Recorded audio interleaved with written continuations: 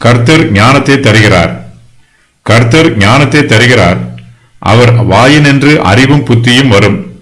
அவர் நீதிமான்களுக்கென்று மெய் ஞானத்தை வைத்திருக்கிறார். உத்தமமாய் நடக்கிறவர்களுக்கு அவர் கேடகமாய் இருக்கிறார்.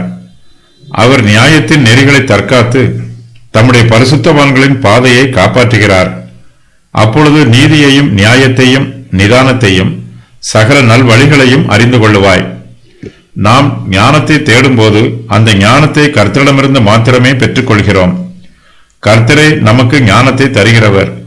கர்த்தரிடத்தில் நமக்கு கொடுப்பதற்கு ஏராளமான ஞானம் உள்ளது.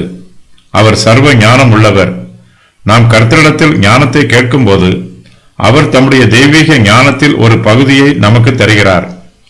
கர்த்தர் நமக்கு ஞானத்தை கொடுக்கும்போது நாம் தேவனுடைய சித்தத்தையும் அவருடைய விருப்பத்தையும் அறிந்து கொள்வோம். தேவனே நமக்கு தம்மை பற்றி வெளிப்படுத்துகிறார். தம்முடைய சித்தத்தை பற்றிய அறிவினால் கர்த்தர் இந்த உலகத்தை ஆசீர்வதிக்கிறார். தேவனுடைய வாயினின்று அறிவும் புத்தியும் வரும். தேவன் தம்முடைய தீர்க்கதரிசிகள் மூலமாயும் வேதாகமத்தில் எழுதப்பட்டிருக்கிற வார்த்தைகள் மூலமாயும் தம்முடைய ஊழியக்காரர் மூலமாயும் நம்மோடு பேசுகிறார். அவர்களுடைய உபதேசத்தின் மூலமாய் நமக்கு அறிவும் புத்தியும் வரும். நாம் சத்தியத்தை அறிந்து கொள்ள வேண்டும். நன்மை இன்னது என்று புரிந்து கொள்ள வேண்டும். தேவனே சர்வ வல்லமை உள்ளவர் என்பதையும் அவரே சர்வ ஞானம் உள்ளவர் என்பதையும் அறிந்து கொள்ள வேண்டும். கர்த்தரை அறியும் அறிவே மெய்யான அறிவு. கர்த்தர் நீதிமான்களுக்கென்று மெய்ஞானத்தை வைத்திருக்கிறார். நீதிமான்கள் கர்த்தருடைய சித்தத்தின் பிரகாரம் கிரியை நடப்பிப்பார்கள். அவர்கள் நீதியின் பாதையில் நடப்பார்கள். அவர்களிடத்தில் அறிவும் புத்தியும் இருக்கும். நீதிமான்கள் கர்த்தருடைய மகிமையை தேடுகிறவர்கள். கர்த்தருடைய ஊழியத்திற்காக இவர்கள் வேறு பிரிக்கப்பட்டிருக்கிறார்கள். கர்த்தர் எல்லோருக்கும் தம்முடைய ஞானத்தை கொடுத்தாலும் தம்முடைய நீதிமான்களுக்கென்று அவர் விசேஷித்த மெய் ஞானத்தை வைத்திருக்கிறார். மெய்யான ஞானம் இயேசு கிறிஸ்துவில் இருக்கிறது. பரிசுத்த ஆவியானவர் தேவனை பற்றி அவருடைய வார்த்தையில் வெளிப்படுத்துகிறார். வேதாகமத்தில் பரிசுத்த ஆவியானவர் வெளிப்பாட்டின் ஆவியானவராக கிரியை நடப்பிக்கிறார். அதே ஆவியானவர் நீதிமான்களின் இருதயத்தில் ஞானத்தின் ஆவியானவராய் இருக்கிறார். மெய்ஞானம் என்னும் வார்த்தைக்கு மெய்யான அறிவு, மெய்யான சந்தோஷம், மெய்யான ஆறுதலும் சமாதானமும் என்று பொருள்.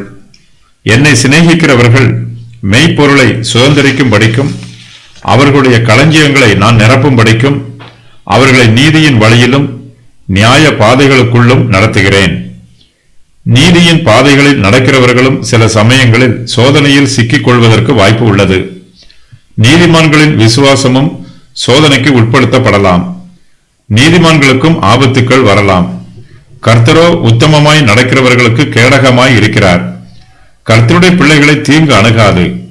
கர்த்தரே நமக்கு கேடகமாய் இருப்பதினால் வாதை நம்முடைய கூடாரத்தை நெருங்காது. கர்த்தர் நம்மை பாதுகாப்பதே நமக்கு மெய்யான பாதுகாப்பு. கர்த்தர் நியாயத்தின் நெறிகளை தற்காத்து தம்முடைய பரிசுத்தவான்களின் பாதையை காப்பாற்றுகிறார். நாம் கர்த்தருடைய வழியில் நடக்கும்போது எந்தவித சேதமும் நாசமோசமும் நமக்கு தீங்கு செய்யாது. நாம் தேவனை நம்பி அவரை சார்ந்து ஜீவிக்க வேண்டும். தேவனுடைய ஞானத்தை தேடி அதை பெற்றுக்கொள்ள வேண்டும். அப்போது கர்த்தர் நம்முடைய நீதியை தாங்குவார், நம்முடைய பாதையை காப்பாற்றுவார். கர்த்தர் நமக்குள் கிரியை நடப்பிப்பார். கர்த்தருடைய கிரியை நம்முடைய ரட்சிப்புக்கு ஏதுவானதாய் இருக்கும். கர்த்தர் நமக்கு ஞானத்தை தரும்போது நாம் நீதியையும் நியாயத்தையும் நிதானத்தையும் சகல நல்வழிகளையும் அறிந்து கொள்வோம். தேவனுடைய வார்த்தையினாலேயே நம்மால் இவற்றை அறிந்து கொள்ள முடியும். கர்த்தருடைய வார்த்தை நமக்குள் வாசம் பண்ணும்போது நம்மிடத்தில் நீதி வாசமாயிருக்கும். நாம் கர்த்தருக்கும் மனுஷருக்கும் நம்பிக்கைக்கு உரியவர்களாய் இருப்போம். கர்த்தருக்கு உரியதை கர்த்தருக்கு செலுத்துவோம், மனுஷருக்கு உரியதை மனுஷருக்கு செலுத்துவோம். காப்பாற்றப்பட்ட பரிசுத்தவான்கள்: நோவா, லோத், யோசேப்பு, தாவீது, பேதுரு. கீழ்ப்படிதலுக்கு ஆசீர்வாதங்கள். இரண்டாம் முடிவுரை.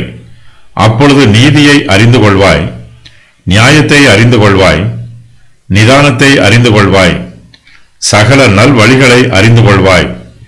ஞானம் உன் இருதயத்தில் பிரவேசிக்கும், அறிவு உன் ஆத்மாவுக்கு இன்பமாயிருக்கும்.